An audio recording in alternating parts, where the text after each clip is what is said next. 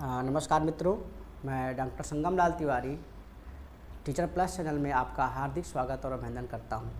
मित्रों, अभी अभी बिहार राज्य में एक परीक्षा संपन्न हुई संस्कृत प्रवक्ता और टीजीटी की। मित्रों, मेरे मन में भी विचार आया कि संस्कृत प्रवक्ता का पेपर मुझे देखना चाहिए और आप लोगों से मुझे चर्चा उसमें करनी चाहिए। छात्र को इतना जिज्ञासु जरूर होना चाहिए और अध्यापक को भी इतनी जिज्ञासु होना चाहिए, यदि कोई भी पेपर हो तो उसे ज़रूर देखें। और इसी क्रम में मैं आज आपसे ये प्रवक्ता का पेपर है आपके सामने, संस्कृत पीजीटी का है, बिहार राज्य का है, जो भी हाल में परीक्षा संपन्न हुई है। इसी विषय पर हम लोग मिलकर चर्चा करेंगे। 40 प्रश्न इसमें जीएस के थे। 41 नंबर से संस्कृत प्रारंभ थी। 40 प्रश्न जीएस के बाद 41वें नंबर पर संस्कृत का पहला प्रश्न है, इतिहास पुराणाभ्याम वेद संपबृहेत इस उक्ति से संबंध ग्रंथ है। इतिहास पुराणाभ्याम वेदम संपबृहेत इस उक्ति से संबंधित ग्रंथ है। पहला ऑप्शन महाभारत, दूसरा रामायण, तीसरा ऋग्वेद, चौथा है उपरोक्त में से एक से अधिक और उपरोक्त में से कोई नहीं। मित्रों, यह उस समय का श्लोक है जिस समय हम जब वेद का अर्थ निकालते हैं।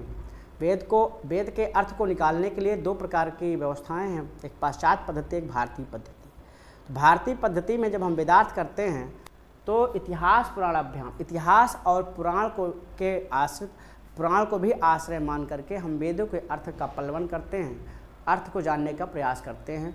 उसी समय महाभारत में ये वाक्य कहा गया है, अर्थात इसका पहला विकल्प सही है महाभारत। इससे रामायण से कोई संबंध नहीं है, ऋग्वेद से कोई संबंध नहीं है, बाकी जो विकल्प दिए हैं उनसे कोई इसका लेना देना नहीं है। या उस समय की बात है जब हम अर्थ करते हैं। इसको आप देख सकते हैं, कई जगह यह कोड किया गया है महाभारत में।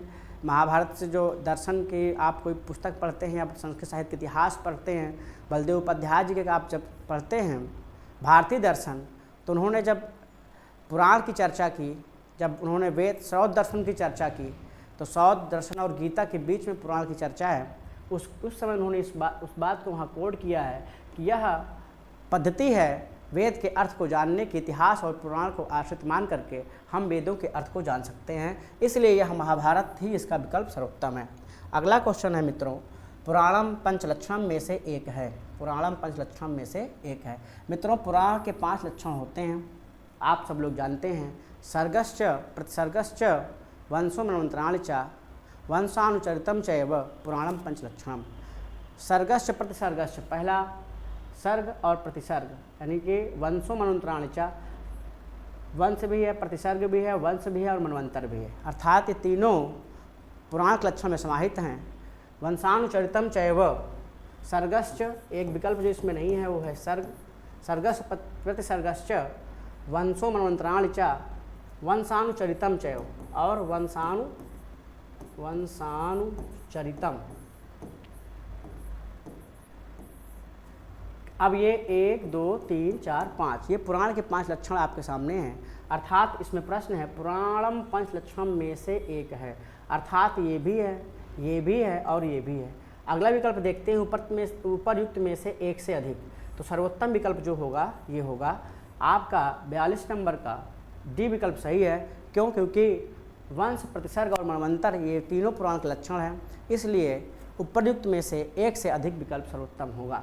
43वां अगला क्वेश्चन है मित्रों, वाल्मीकि रामायण के अनुसार दशरथ के पुत्रेष्ट यज्ञ में पुरोहित थे। वाल्मीकि रामायण के अनुसार महर्षि वाल्मीकि जो वाल्मीकि रामायण है उसमें मित्रों पुरोहित पुत्रेष्ट यज्ञ में, दशरथ के पुत्रेष्ट यज्ञ में पुरोहित थे। ध्यान देने की बात है, पुरोहित थे। पुरोहित वशिष्ठ मुनि हैं, इनके कुलगुरु हैं और यही उसमें पुरोहित थे। अगला विकल्प है ऋष्यशृंग का। अधिकांश छात्रों ने ऋष्यशृंग ही उत्तर माना है, क्योंकि उत्तर रामचरितम में भी ऋष्यशृंग की चर्चा है, वाल्मीकि रामायण में भी ऋष्यशृंग की चर्चा है और तुलसीदास कृत रामचरितमानस में भी ऋष्यशृंग की चर्चा है। तुलसीदास कृत रामचरितमानस जो है उसमें बताया गया है कि ऋष्यशृंग उनके यज्ञकर्ता ऋषि थे। इसी प्रकार से महर्षि वाल्मीकि जो वाल्मीकि रामायण है उसमें भी बताया गया है कि वशिष्ठ मुनि उनके पुरोहित थे और ऋष्यशृंग उनके यज्ञकर्ता ऋषि थे। यज्ञकर्ता ऋषि थे। उन्होंने यज्ञ को संपन्न कराया था, यज्ञ को उन्होंने संपन्न कराया था, इसलिए यज्ञकर्ता ऋषि हुए और वशिष्ठ मुनि उनके पुरोहित हुए। इस प्रकार से इसमें जो विकल्प है वो ए विकल्प सही होगा। 43 के बाद 44 प्रश्न इधर है मित्रों। 44 प्रश्न है हितम मनोहार से दुर्लभम वचः, यह किसकी उक्ति है, अर्थात ये उक्ति को किसने कहा है। यह किरातार्जुनीयम के प्रथम सर्ग की उक्ति है। वनेचर महाराज युधिष्ठिर से कहता है। आइए विकल्प देखते हैं। युधिष्ठिर, द्रौपदी, दुर्योधन, उपर्युक्त में से एक से अधिक, उपयुक्त में से कोई नहीं। अर्थात यह जो प्रश्न है ये किसकी उक्ति है, वनेचर की। वनेचर ने इसे कहा है, तो अब वनेचर तो इसमें ऑप्शन में है नहीं। युधिष्ठिर, द्रौपदी, दुर्योधन अर्थात तीनों नहीं है, उपर्युक्त में से एक से अधिक भी नहीं है, अर्थात इसमें ई विकल्प उपर्युक्त में से कोई नहीं। इस कथन का वक्ता जो है वनेचर है, जो विकल्प में ऑप्शन में नहीं दिया गया है, इसलिए इसका डी विकल्प सही होगा। 44 के बाद 45वां प्रश्न हम देखते हैं। यांच्या मोघा वर्मधि गुणे नाधमे लब्ध कामा, इसमें अधिगुण शब्द से किसका बोध होता है। अधिगुण शब्द से किसका बोध होता है, यह मेघदूतम का सूक्तिवाक्य है। महाकवि कालिदास जब मेघ से याचना करता है यक्ष, उस समय संदर्भित है ये। यक्ष कहता है कि जातम वंशे भुवन विदिते पुष्करावर्तकानां, जाने त्वां जानामि त्वां प्रकृति पुरुषं काम्यरूपं मघोनः, तेनार्थे त्वं त्वयि विधिवशात् दूरबन्धुर्गतोऽहं,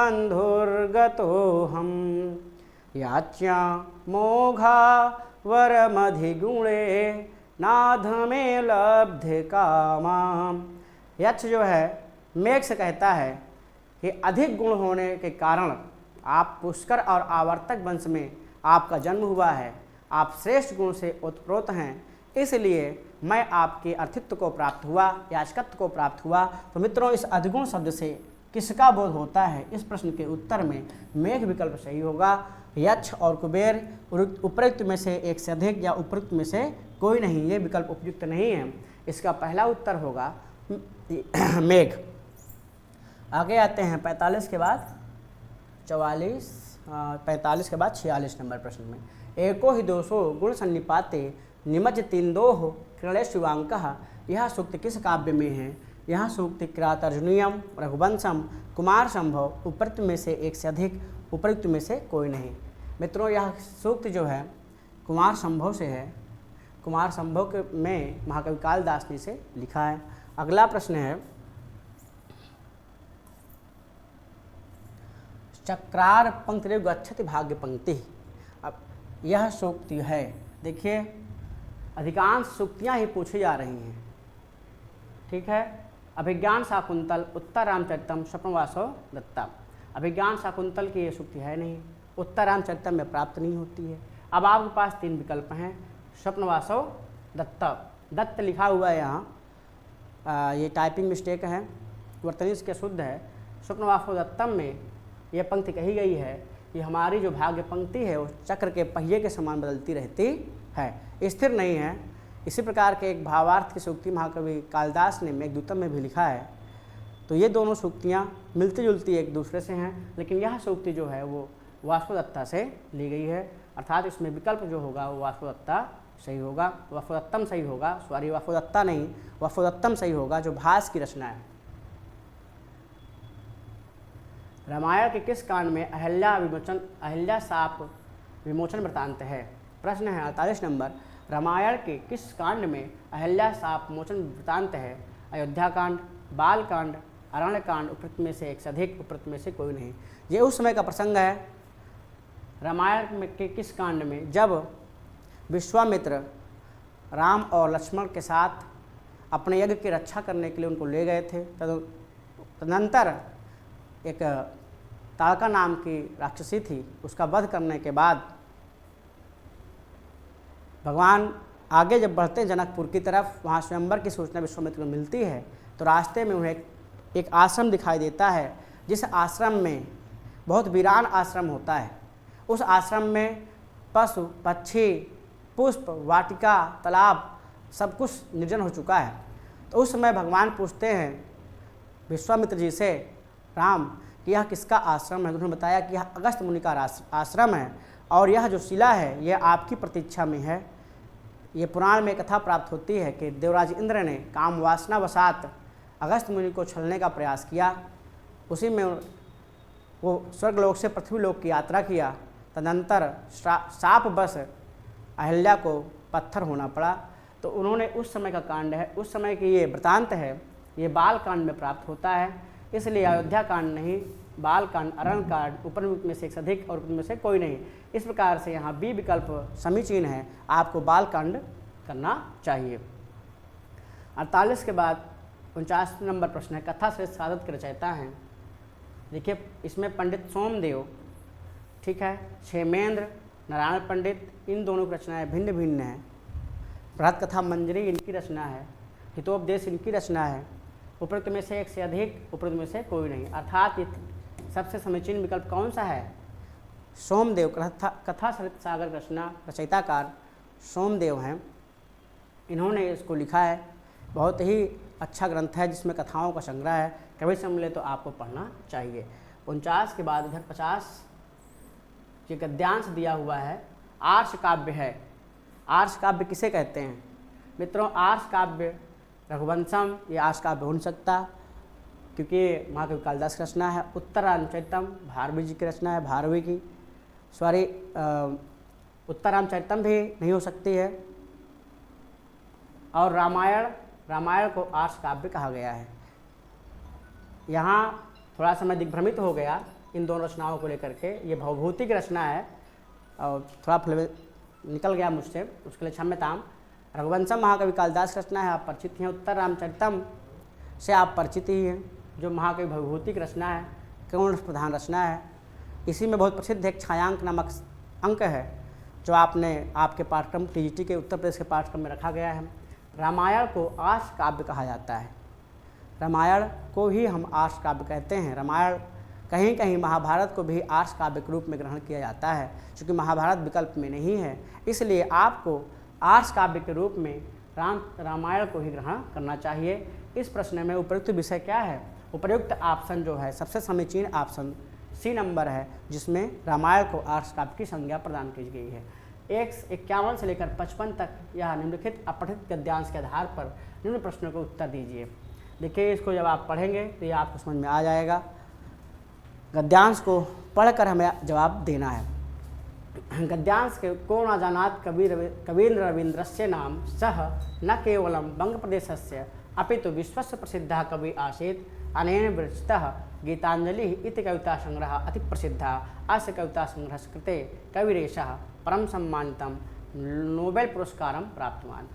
अस्माकं राष्ट्रीय गानस्य रचयिता अपि रवीन्द्रः एव महापुरुषोऽयं विश्वभारती नामक विश्वविद्यालयम् अपि स्थापयत्। एतादृशानां महापुरुषाणां जन्मदात्री भरतभूमि वस्तुतः धन्याः एव प्राप्तवान। इस क्रियापद का कौन सा कर्ता पद अनुच्छेद में प्रयुक्त है? देखिए प्राप्तवान, ये प्राप्तवान यह क्रिया है ना। प्राप्त किया भूतकालिक क्रिया है। कौन प्राप्त किया? कवि प्राप्तवान, कवि ने प्राप्त किया। किसको प्राप्त किया? कर्म हुआ। नोबेल पुरस्कारम प्राप्तवान, नोबेल पुरस्कार को प्राप्त किया। इसलिए इसका जो करता है वो करता होगा, प्राप्तवान क्रिया का कर्ता जो आएगा वो करता होगा कवि। आगे चलते हैं। स्थापितवान इस अर्थ में अनुच्छेद में कौन सा पद प्रयुक्त हुआ है? स्थापितवान, अस्थाप्यत, इसके लिए इस अनुच्छेद में अस्थाप्यत यह पद प्रयुक्त हुआ है। सह न कवि, यहाँ कवि का विशेषण पद क्या है? प्रसिद्ध कवि यहाँ है, स न कवि यहाँ विशेषण पद क्या है? फिर से हमें गद्यांश पढ़ना पड़ेगा, तभी आप इसके अर्थ को समझ पाएंगे ठीक से। देखिए उन्होंने कहा सह न केवलम बंग प्रदेशस्य अपितु विश्वस्य प्रसिद्ध कवि आसीत्। प्रश्न इसमें क्या है? विश्वस्य प्रसिद्ध कवि प्रसिद्ध, इसमें पूछा है आगे प्रश्न में आपके सह न कवि, यहाँ कवि का विशेषण पद क्या है? कवि का विशेषण क्या है? कवि प्रसिद्ध है अथवा कवि अप्रसिद्ध है? तो यहाँ पर विशेषण के रूप में प्रसिद्ध शब्द विकल्प उत्तम सही होगा। तो विश्वस्य हो नहीं सकता, केवलम हो नहीं सकता, उपयुक्त में से एक से अधिक, उपयुक्त में से कोई नहीं। तो आपको बताना है प्रसिद्ध ही कभी आप इसे कह सकते हैं। ये आपका यहाँ कवि का विशेषण प्रसिद्ध है, इसलिए विकल्प ए शुद्ध होगा। उसके बाद 54 नंबर प्रश्न है, एतादृशानाम महापुरुषाणाम जन्मदात्री भारत भूमि वस्तुतः धन्या एव। इस पंक्ति में अव्यय पद कौन सा है? देखिए, एतादृशानाम, एतादृश शब्द है, एतादृशो इसका रूप चलता है, तथादृश दृश लोचने कई, इससे कई प्रत्यय होता है। तो ये तो हो नहीं सकता, महापुरुष हो नहीं सकता, जन्मदात्री हो सकती, भारत भूमि नहीं हो सकता, वस्तुतः हो नहीं सकता, धन्याः एव। इसमें जो आपका अव्यय पद है वो एव है। तो यहाँ पर विकल्प में दिया हुआ है धन्याः एतादृशानाम एव, उपयुक्त में से एक से अधिक, उपयुक्त में से कोई नहीं। तो एक से अधिक की जहाँ बात आती है वहाँ हम इसे देख सकते हैं। एतादृश हो सकता है बहुत लोग ये जानते हों कि यह अव्यय पद है ना, लेकिन तद आदि अर्थों में कई प्रत्यय होता है, वहाँ इसका प्रातिपदिक होकर के इसका रूप चलता है, इसलिए हो नहीं सकता। महापुरुषाणाम, महापुरुष शब्द है, ठीक है, यहाँ समासिक पद है, जन्मदात्री भारत भूमि वस्तुतः। आप देखिए ये जो वस्तुतः है, अब इसको आप अगर अव्यय मानते हैं वस्तुतः शब्द को, तो दो पद हो सकते हैं, लेकिन इस पूरे में जो वाक्य में है वो एव ही, उपयुक्त में से एक से अधिक अगर आप कहें वस्तुतः को लेकर के, तो ये समीचीन नहीं होगा मेरे हिसाब से। आपको एव ही कहना चाहिए, अर्थात इसमें एव ही अव्यय पद है। नह, इस पद के लिए गद्यांश में कौन सा पद प्रयुक्त है? नह जो है अस्माकम में नौनह, में नौनह, जो आपने मा नौनह, में नौनह रूप आपने पढ़ा होगा। तो षष्ठी भक्ति में नह जो है अस्माकम का बोधक होता है, इसलिए विकल्प में यहाँ पर अस्माकम है। द्वितीया है नहीं, चतुर्थी है नहीं आपके विकल्प में, इसलिए मात्र आपके पास एक ही विकल्प बचता है षष्ठी। इसलिए आपको नह पद का गद्यांश में कौन सा पद प्रयुक्त है, इसके लिए आपको अस्माकम उपयुक्त आप चयन करना चाहिए, और यही शुद्ध है। 55 के बाद 56 इधर है। देखिए फिर ये भी गद्यांश ही है, गद्यांश है। प्रश्न नंबर 56 से 60 तक निम्नलिखित अपठित गद्यांश के आधार पर निम्न प्रश्नों के उत्तर दीजिए। अद्यत्वे समाजे धनस्य वर्चस्वं सर्वत्र दृश्यते, यह जनः धनी भवति तस्मिन् एव सर्वे गुणाः दृश्यन्ते, स एव बुद्धिमान् गुणवान् कुशलः दर्शनीयः स च मन्यते, दृश्यते एव जनाः धनवन्तं नरम एव मुख्यातिथिरूपेण निमन्त्रितं कुर्वन्ति, न तु गुणवन्तं जनम्। निर्धनः जनः एव यदि गुणवान् अपि भवति तथापि सम्माननीयः न भवति, परं धनीजनः गुणहीनः भूत्वा अपि सम्मानं लभते। धनस्य बलेन जनाः शिक्षामपि गृह्णन्ति, उपाधिं च प्राप्नुवन्ति, यद्यपि तेषां समीपे ज्ञानं न भवति। निर्धनः जनः बुद्धिमान् भूत्वा अपि धनाभावे शिक्षां प्राप्तुं न शक्नोति। ये बहुत बड़ी लाइन लिखी हुई है। सत्यम एव उक्तम, सत्य ही कहा गया है। सर्वे गुणाः कांचनम आश्रयन्ति, सभी गुण सोने का ही आश्रय लेते हैं, स्वर्ण का ही आश्रय लेते हैं। परंतु यथा विद्वान आत्मतुष्टा भवति तथा धनी नयो, जिस प्रकार से विद्वान आत्मा संतुष्ट होता है, धनी व्यक्ति कभी भी संतुष्ट विद्वान के समान नहीं हो सकता है। इसके प्रश्न पढ़ते हैं, कहाँ से कहाँ तक है, 56 से 60 तक आपको हल करने हैं। निर्धनः इस विशेषण पद का विशेष क्या है? देखिए, जिस लिंग में, जिस वचन में विशेषण विशेष होता है, उसी लिंग में, उसी वचन में विशेषण भी होते हैं। निर्धनः यह शब्द है, आप देख सकते हैं निर्धन शब्द है, और ये पुल्लिंग में है, प्रथम विभक्ति एक वचन में समझ में आ रहा है, इसलिए इसका जो विशेष होगा वो भी प्रथम विभक्ति एक वचन में ही होना चाहिए। अब आप यहाँ आइए, देखिए, पढ़िए। अद्यत्वे समाजे धनस्य वर्चस्वं यह जनः धनी भवति तस्मिन् एव सर्वे गुणाः दृश्यन्ते, स एव बुद्धिमान्। और नीचे आइए, निर्धनः जनः यदि गुणवान् अपि भवति। देखिए, निर्धनः और जनः किस प्रकार का व्यक्ति है? तो कहा निर्धन है, निर्धन जनः है, निर्धन व्यक्ति है, इसलिए इसका जो विशेषण होगा वो जनः होगा, गुणवान नहीं हो सकता। ठीक है, इस निर्धन विशेषण पद का विशेष क्या है? सम्माननीय उपयुक्त में से एक से अधिक। विशेष जो होता वो एक ही होगा, कई विशेष तो हो नहीं सकते हैं, कई विशेषण हो सकते हैं। एक विशेष की विशेषता को बताने के लिए कई विशेषण हो सकते हैं, लेकिन यहाँ पर आपको जनः विशेष पद है, जनः आपको समझना चाहिए।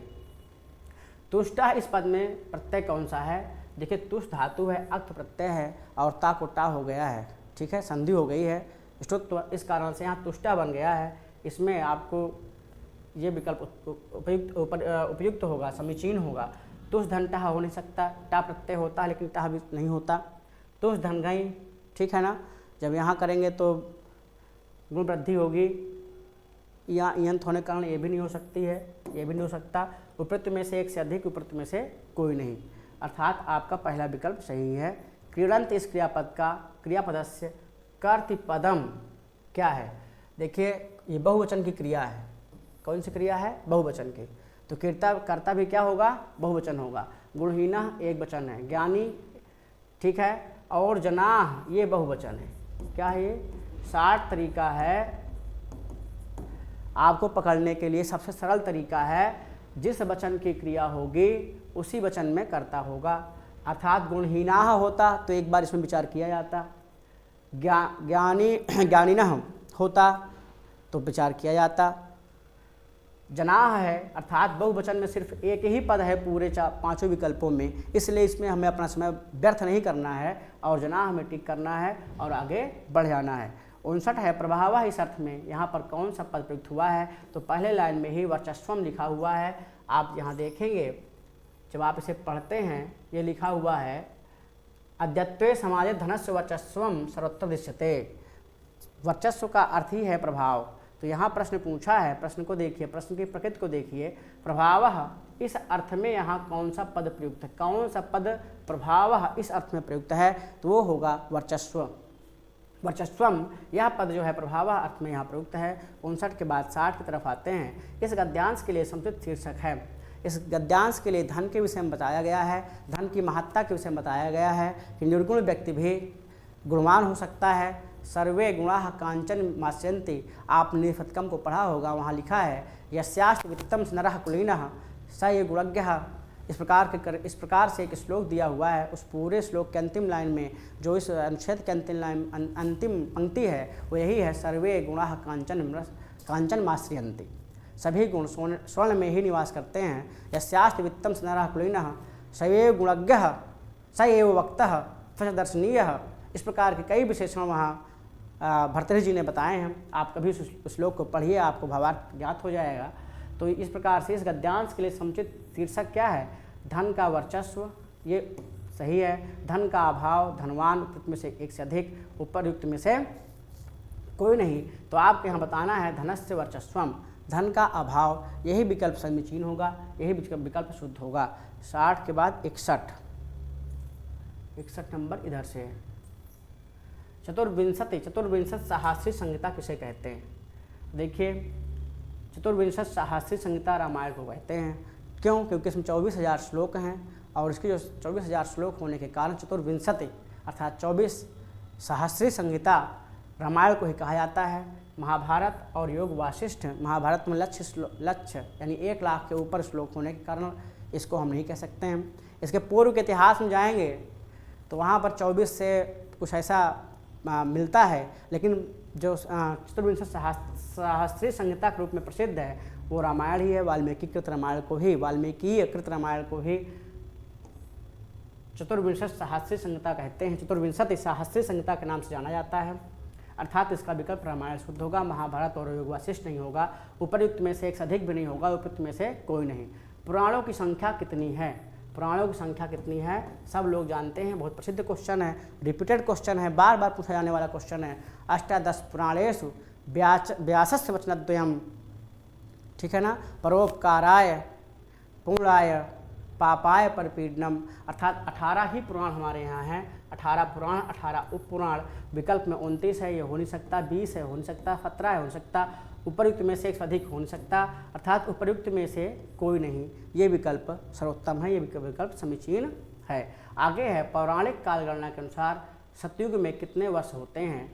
इसके लिए आप जब पढ़ेंगे तो 12,96,000, 17,28,000, 12,20,000, उपरयुक्त में से एक से अधिक, उपरयुक्त में से कोई नहीं। एक पुराण विमर्श नाम की पुस्तक है, श्री बलदेव उपाध्याय सर ने उसे लिखा है। आप उसे पढ़ेंगे तो उन्होंने सतयुग में कितने होते थे मानव वर्ष, द्वापर में कितने होते थे मानव वर्ष, त्रेता में कितने होते थे मानव वर्ष, वहाँ ये क्वेश्चन आपको मिलेगा। अर्थात बी नंबर इसका सही है। 17,28,000 सतयुग में मानव वर्ष होते थे। मानव वर्ष, इन्होंने मानव वर्ष यहाँ लिखा नहीं है, लेकिन जो उन्होंने लिखा है बताया है कि सतयुग में 17,28,000 वर्ष होंगे, ऐसा प्रमाण आप मिलता है। आप वहाँ जाकर इसे देख सकते हैं।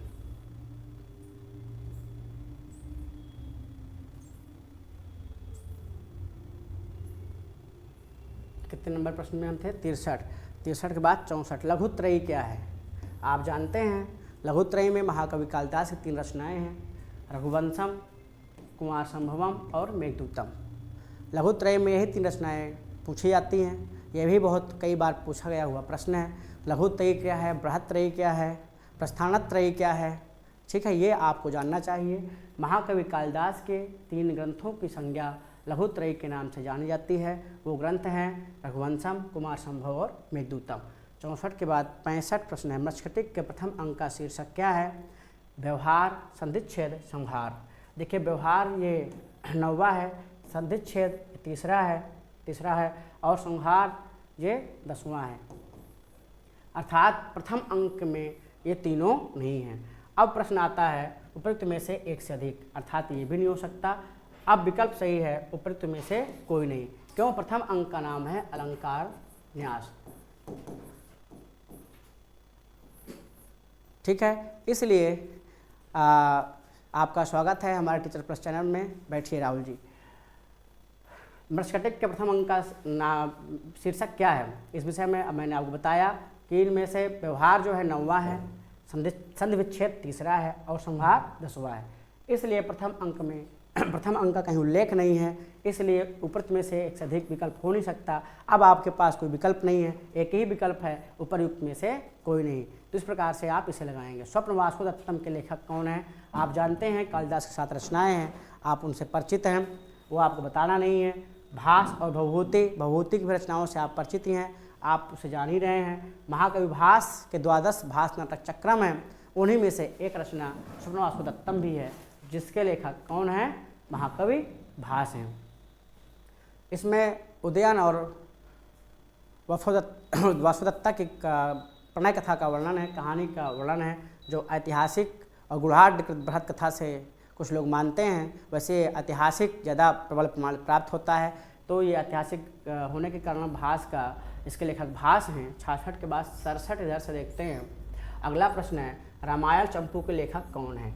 आपने पढ़ा होगा, जब हम चंपू काव्य पढ़ते हैं, हर पाठ्यक्रम में नल चंपू को रखा गया है। उसकी जो भूमिका है, उस भूमिका में आप जब पढ़ते हैं तो चंपू साहित्य का इतिहास में प्राप्त होता है। इसी प्रकार से संस्कृत साहित्य के इतिहास में जब भी हम कोई पुस्तक पढ़ते हैं, चाहे बलदेव उपाध्याय जी की हो, चाहे ऋषि उमा शंकर शर्मा ऋषि की हो, कोई भी हम संस्कृत इतिहास को पढ़ते हैं, जब वहाँ हम कथा साहित्य में जाएंगे और चंपू साहित्य में आएंगे तो वहाँ चंपू के विषय में बताया गया है। बहुत ही सरल प्रश्न है, अगर आप इसे करना चाहें तो रामायण चंपू के लेखक कौन है? रामायण चंपू के लेखक कौन है? महाराज भोज हैं। नल चंपू के लेखक जानते थे त्रिविक्रम भट्ट हैं। मदालसा चंपू के लेखक भी वही हैं। सोढल की उदय सुंदरी कथा प्राप्त होती है, उदय सुंदरी कथा के लेखक सुंदर हैं। और हरिश्चंद्र ने भी एक मदालसा चंपू नामक ग्रंथ की रचना की है, जो हरिश्चंद्र का ग्रंथ है। अर्थात अब आपको ये जानना है कि चंपू साहित्य के इतिहास को भी आपको पढ़ना है, जिससे आगामी परीक्षाओं में आप इन प्रश्नों को सही कर सकें। तो रामायण चंपू के लेखक कौन है? रामायण चंपू के लेखक हैं महाराज भोज। भोजस्य औदार्यम नामक एक पाठ भी है, अगर आप पढ़ना चाहें तो पढ़िए। सोढल की उदय सुंदरी कथा नामक एक इनका ग्रंथ है। हरिश्चंद्र ने मदालसा चंपू नामक ग्रंथ की रचना की है। अगला विकल्प है उपयुक्त में से एक से अधिक, अर्थात एक से अधिक ये हो नहीं सकता, उपयुक्त में से कोई नहीं। हमको ये जानना है कि रामायण चंपू के लेखक कौन है, तो महाराज भोज हैं। इस प्रकार से आगे बढ़ते हैं। 67 के बाद 68 नंबर प्रश्न में जाते हैं। महाभारत के किस पर्व के अंतर्गत श्री कृष्ण द्वारा अर्जुन को उपदेश दिया गया?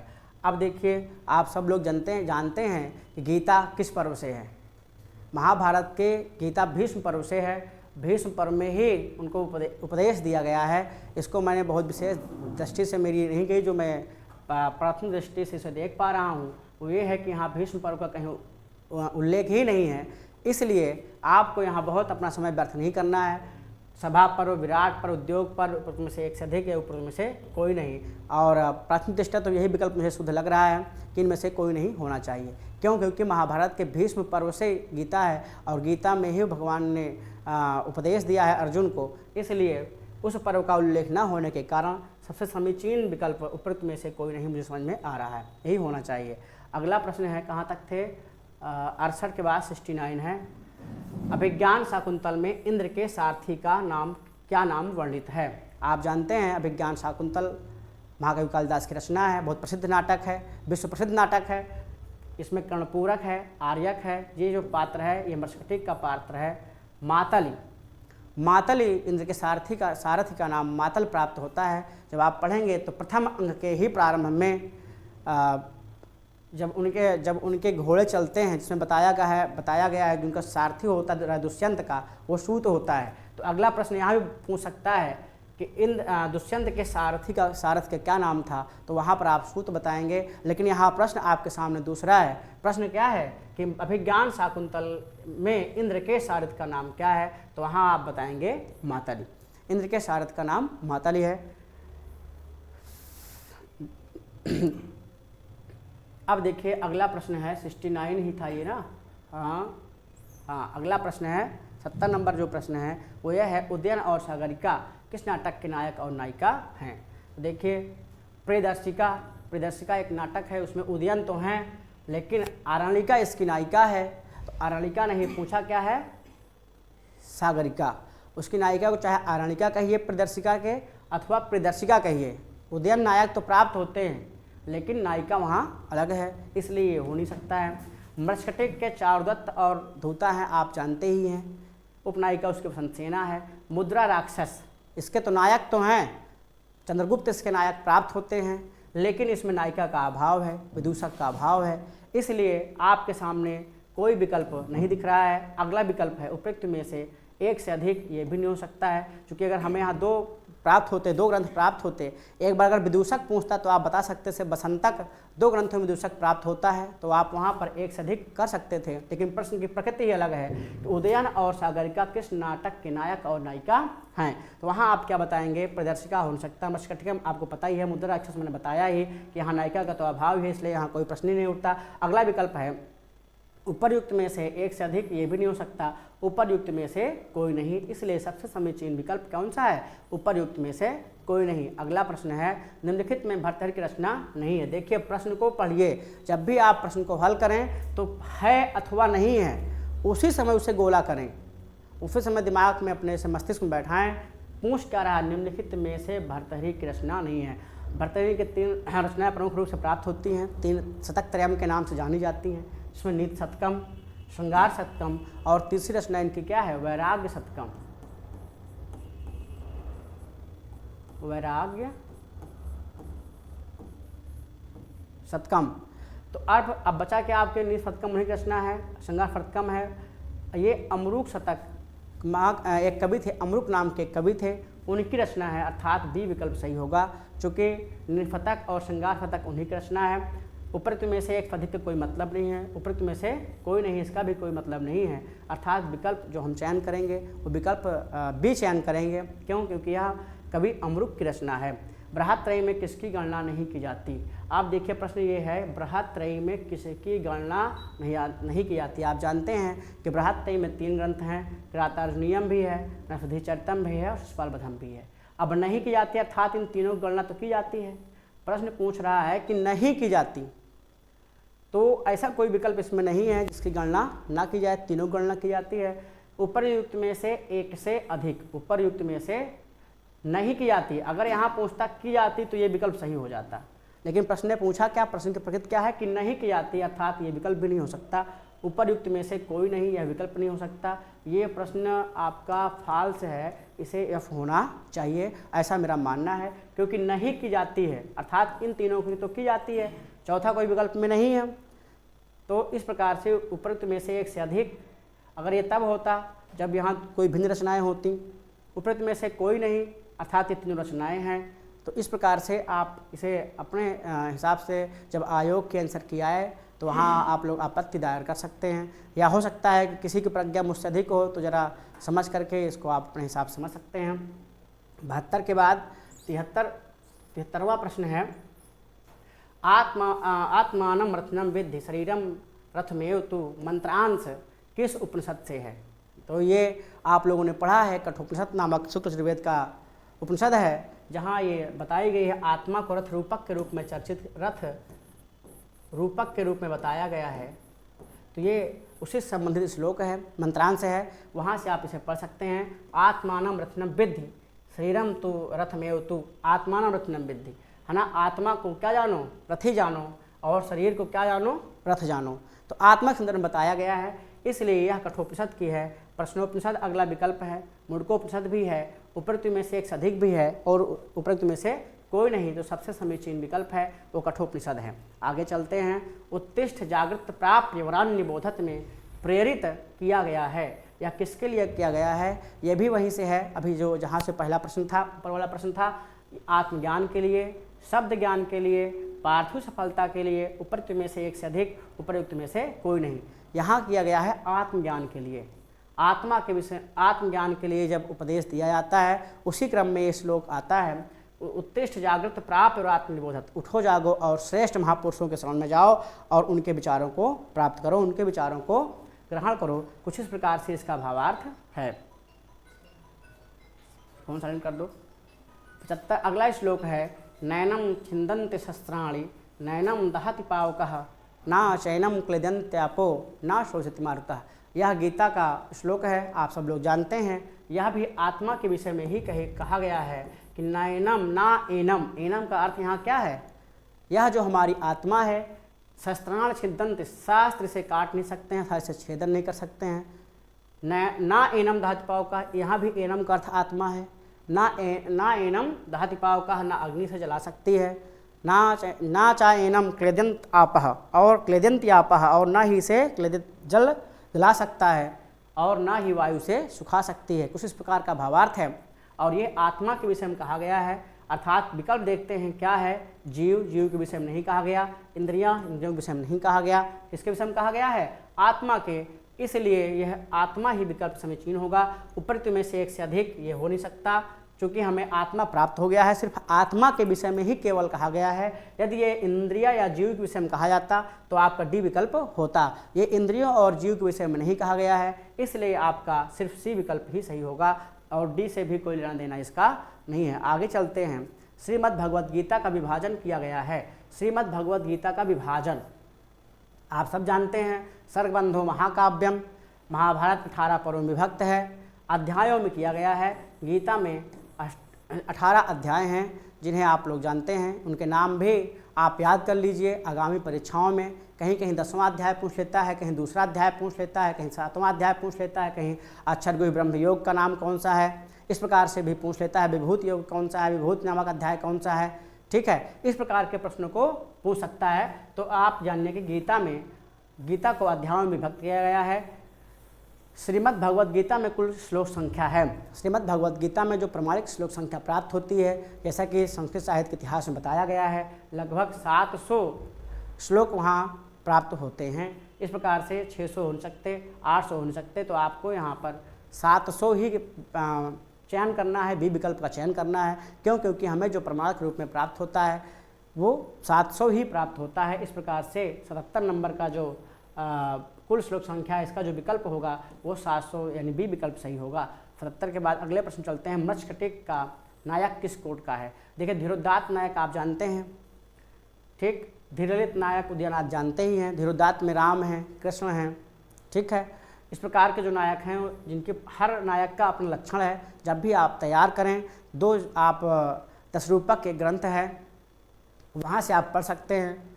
साहित्य दर्पण में भी इसकी चर्चा है, वहाँ से आप इन नायकों के लक्षण को पढ़ने के बाद यह आप निर्णय कर सकते हैं कि मृच्छकटिक का जो नायक है, चारुदत्त है, वह किस कोट का नायक है। तो यहाँ आप धीर प्रशांत विकल्प करेंगे। जो नायक है वो क्या है? धीर प्रशांत है। चूँकि धीरोदात्त है नहीं और धीरलित उदयन को बताया गया है, उदयन आदि नायकों को, तो धीर प्रशांत इसे बताया गया है। तो जो हमारा प्रकरण ग्रंथ है मृच्छकटिक, उसका जो नायक है वो धीर प्रशांत कोटि का नायक है। यहाँ आपको कंफ्यूज नहीं होना है बिल्कुल भी, और यही आपको हल करना है, अर्थात इसमें विकल्प नंबर बी सही है। आगे प्रश्न देखते हैं। यहाँ बताया गया है नीति शतकम के अनुसार ज्ञान लव दुर्विदग्धम ब्रह्मापि तम नरम नरंजयति। देखिए ये बताया गया तम, उस नर को नरंजित नहीं प्रसन्न किया जा सकता है। किस प्रकार के? ज्ञान लो दुर्विदग्धम, जो ज्ञान के थोड़े टुकड़े से दुर्विदग्ध है अर्थात जला हुआ है, उसको कोई प्रसन्न नहीं कर सकता है। विकल्प देखते हैं। मूर्ख, दुर्जन, मिथ्यावादी, उपरोक्त में से एक से अधिक, उपरोक्त में से कोई नहीं। तो देखिए मूर्ख के विषय में यहाँ कहा गया है, मैंने भी इसको देखा चुके, अज्ञः सुखम माराध्य सुखतर मारहत विशेषज्ञ ज्ञान लो दुर्विदग्धम ब्रह्माप रंजयति। अज्ञः सुखम आराध्य सुखतरम आराधत्य सुखतरम विशेषज्ञ, विशेषज्ञ को और सुखतर आसानी से पसंद किया जा सकता है, लेकिन ज्ञान लो ये जो दिया है ज्ञान लो दुर्विदग्धम ब्रह्माप निरंजयति, उसे ब्रह्मा भी प्रसन्न नहीं कर सकते हैं। वो मूर्ख के विषय में कहा गया है, इसलिए पहला ऑप्शन ही है मूर्ख, अर्थात सबसे समीचीन विकल्प होगा मूर्ख। आगे चलते हैं।